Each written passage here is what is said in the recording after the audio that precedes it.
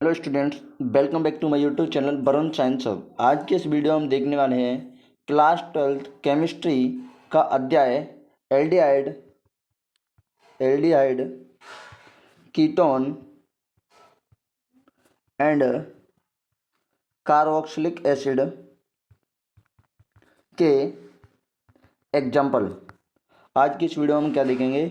Aldehyde ketone and carboxylic acid chapter के example 8.1 से 8.3 तीन एग्जाम्पलों को देखने वाले हैं।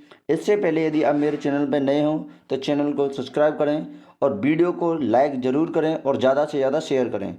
चलिए तो वीडियो को स्टार्ट करते हैं। जिसमें हमारी पहला एग्जाम्पल है। एग्जाम्पल क्या है? निम्नलिखित रूपांतरणों को करने के लिए अभिकर्मकों के नाम बताइए। यानी इस एग्जाम्पल के अंदर हमें बताना है कि किसी एक यौगिक से दूसरा यौगिक बनाना हो तो उसके लिए हम किस प्रकार के अभिकर्मक का उपयोग करेंगे। तो पहला क्वेश्चन है हमारा 8.1 एग्जाम्पल का।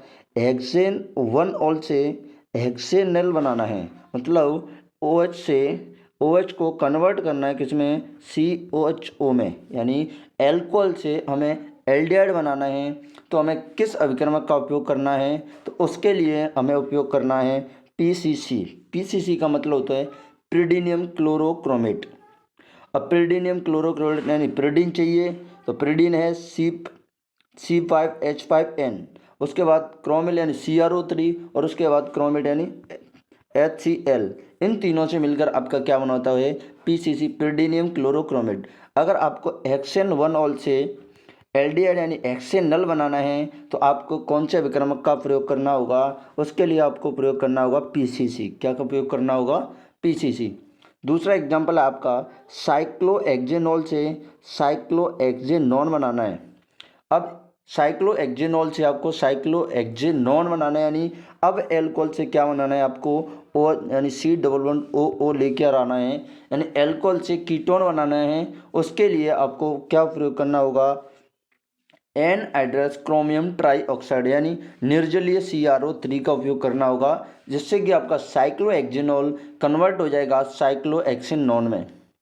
तीसरा क्वेश्चन है इसी का। आपका तीसरा क्वेश्चन क्या है? तीसरा क्वेश्चन है पैराफ्लोरोटोलिन से पैराफ्लोरोबेंजल्डिहाइड यानी एक प्रकार के साइक्लोहेक्सेन यानी एक प्रकार से आपका एल्केन से क्या बनाना है आपको? बेंजल्डिहाइड बनाना है। तो उसके लिए क्या उपयोग करना होगा आपको? इसके लिए आपको प्रयोग करना होगा CrO3 CH3CO2 का होल्टोइस की उपस्थिति में, यानी क्रोमिल क्लोराइड की उपस्थिति में Cr2 Cl2 और OH के साथ रिएक्शन करानी होगी। यानी इसके लिए आपको Cr2 Cl2 से पहले रिएक्शन करानी होगी, उसके बाद जल अपघटन कराना होगा तो आपको क्या मिल जाएगा? बेंजल्डिहाइड मिल जाएगा।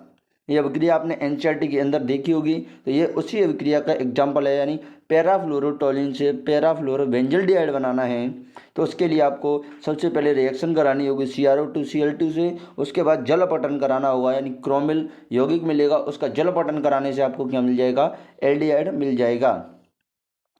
अगला प्रश्न है इसी का आपका एथेन नाइट्राइल से एथेनल बनाना है। यानी CN ग्रुप से लेकर के आना है आपको CHO ग्रुप लाना है, यानी CN ग्रुप से CHO ग्रुप लाना है। इसके लिए आपको क्या करना है? इसके लिए आपको देखो हाइड्रोजन जोड़ना है, यानी अपचयन कराना होगा। और इसका अपचयन किसकी उपस्थिति में कराओगे आप? तो डाइवल H की उपस्थिति में कराओगे। किसकी उपस्थिति में कराओगे? डाइवल H की उपस्थिति में कराओगे। अब डाइवल H का मतलब डाइवल H का मतलब di iso butyl aluminium hydride. D का मतलब डाई, आई का मतलब आइसो, बी का मतलब ब्यूटिल, एल का मतलब एल्यूमिनियम, एच का मतलब हाइड्राइड। यानी एथेन नाइट्राइल से अगर आपको एथेनल बनाना है तो कौन से अभिकर्मक का प्रयोग करना होगा? डाइवल एच का प्रयोग करना होगा। उसके बाद है पांचवा। आपका पांचवा क्या है? पांचवा है एलिल एल्कोहल से प्रोपेनल बनाना है। एलिल एल्कोहल से प्रोपेनल बनाना है, यानी एल्कोहल से आपको क्या बनाना है? एल्डिहाइड बनाना है। तो इसके लिए आपको क्या प्रयोग करना होगा? PCC यानी प्रीडिनियम क्लोरोक्रोमेट। यानी एल्कोहल से अगर आपको एल्डिहाइड बनाना हो तो क्या उपयोग करोगे आप? PCC का उपयोग करोगे। उसके बाद अगला है इसी का ब्यूट टू इन से एथेनल। क्या बनाना है? ब्यूट टी इन से एथेनल बनाना है, यानी डबल बॉन्ड को हटाना है। क्या करना है, डबल बॉन्ड को हटाने एल्कीन से आपको क्या बनाना है, एल्डिहाइड बनाना है। तो इसके लिए आपको क्या करना होगा, इसकी अभिक्रिया ब्यूटीन की अभिक्रिया सबसे पहले तो ओजोन से करानी पड़ेगी, जिससे आपका ओजोनॉइड आयन बनेगा। उसके बाद आपको क्या कराना पड़ेगा, जल से अभिक्रिया करानी पड़ेगी जिंक डस्ट की उपस्थिति में। किसकी उपस्थिति में, जिंक डस्ट की उपस्थिति में आपको H2O के साथ रिएक्शन करानी होगी, जिससे आपको एथेनॉल के 2 अणु मिल जाएंगे। क्या मिल जाएंगे, एथेनॉल के 2 अणु मिल जाएंगे। यानी ब्यूटीन से एथेनॉल बनाना है आपको, यानी एल्कीन से एल्डिहाइड बनाना है। तो उसकी अभिक्रिया आप किसके साथ कराओगे, ओजोन की अभिक्रिया H2 और जिंक डस्ट के साथ। इस प्रकार आप इस तरीके के क्वेश्चंस को हल कर सकते हैं और आपको बोर्ड एग्जाम में इसी तरीके के क्वेश्चन देखने को भी मिल सकते हैं। तो ये हो गया हमारा एग्जाम्पल नंबर 8.1। अब हम बात करते हैं 8.2 एग्जाम्पल की।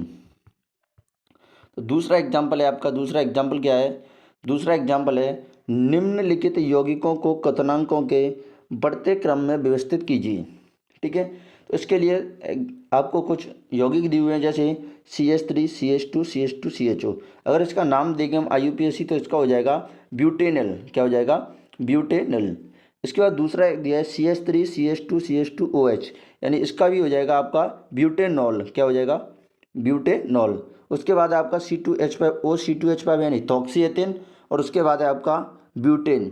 यानी ये आपको 4 यौगिक दिए हुए हैं। अब इनको क्या करना है, आपको क्वथनांकों के बढ़ते हुए क्रम में व्यवस्थित करना है। तो इसके लिए आपको पता होना चाहिए कि जो सबसे ज़्यादा क्वथनांक होता है वो एल्कोहल का होता है, उसके बाद एल्डिहाइड का, और उसके बाद ईथर का, और उसके बाद आपका एल्केन का। ठीक है, अब ऐसा होता क्यों है, तो उसका कारण हम देखेंगे। सबसे पहले तो अगर इनके द्रव्यमानों की बात करें तो यौगिकों के आणविक द्रव्यमान 72 से 74 के परास में है। मतलब इन चारों का जो अणुभार है वो 72 से लेकर 74 तक है।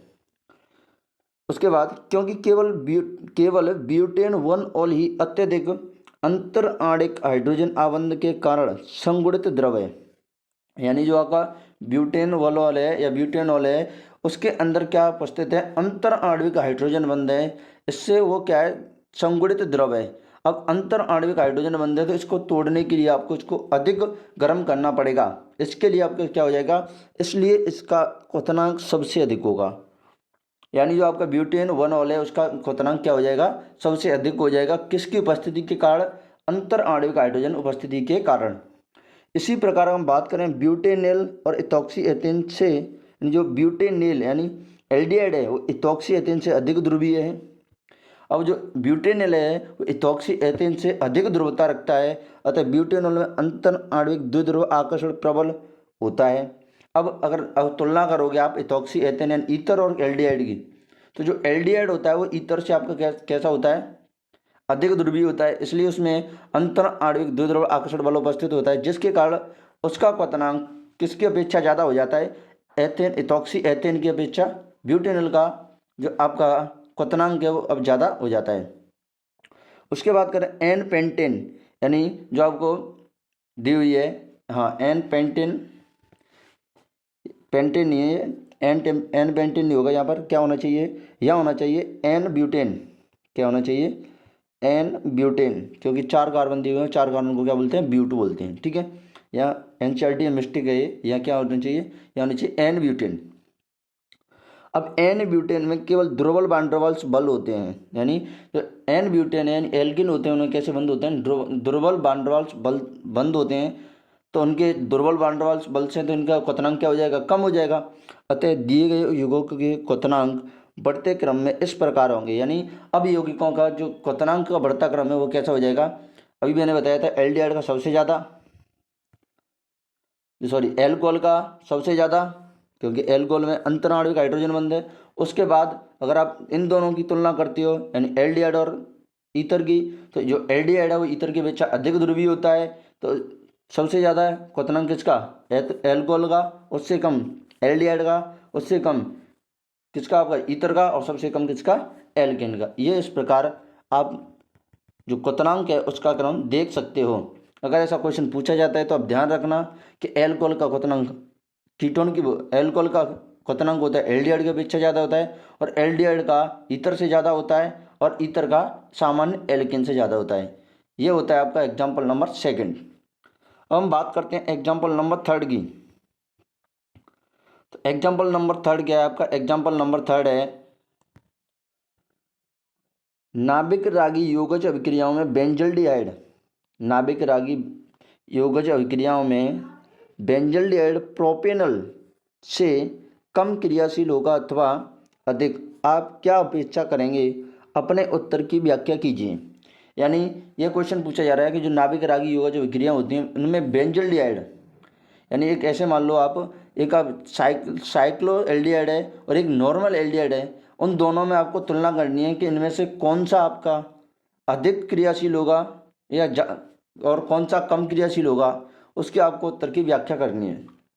तो अगर हम बात करते हैं, देखो जो बेंजल्डिहाइड होता है उसमें प्रेजेंट होता है आपका अनुनाद। तो बेंजल्डिहाइड में कार्बोनिल समूह का कार्बन परमाणु प्रोपेनल के कार्बोनिल समूह के कार्बन की तुलना में कम इलेक्ट्रॉन रागी होता है। यानी जो बेंजल्डिहाइड में कार्बोनिल समूह का कार्बन परमाणु प्रोपेनल में जो कार्बोनिल समूह होता है उसके कार्बन की तुलना में कम इलेक्ट्रॉन रागी होता है। अब उसका कारण क्या है? तो कारण है बेंजल्डिहाइड में अनुनाद के कारण। यानी बेंजल्डिहाइड में अनुनाद होता है तो जो ऋणात्मक आवेश है वो ट्रांसफर होता रहता है। बेंजल्डिहाइड में अनुनाद के कारण कार्बोनिल समूह का ध्रुवता कम हो जाती है, जिससे क्या हो जाती है, जो आपका कार्बोनिल समूह उसकी ध्रुवता क्या हो जाती है? कम हो जाती है। अब ध्रुवता कम हो जाती है तो ध्रुवता कम होने की वजह से अतः यह प्रोपेनल से कम क्रियाशील होता है या विक्रियाशील होता है। ध्रुवता जो आपका बेंजल्डिहाइड है उसमें आपका क्या होता है? अनुनाद होता है। अब अनुनाद होने की वजह से क्या होता है, जो कार्बोनिल समूह है उसकी ध्रुवता कम हो जाती है और ध्रुवता कम होने की वजह से आपका जो बेंजल्डिहाइड है एक सामान्य एल्डिहाइड की अपेक्षा कम क्रियाशील होता है। इस प्रकार आप अपने उत्तर की व्याख्या कर सकते हैं। हमारे तीनों एग्जाम्पल फिनिश हो गए, 8.1, 8.2 और 8.3। वीडियो अगर अच्छी लगी तो वीडियो को लाइक ज़रूर करें, शेयर करें और चैनल पर नए हो तो चैनल को सब्सक्राइब करें। Thank you.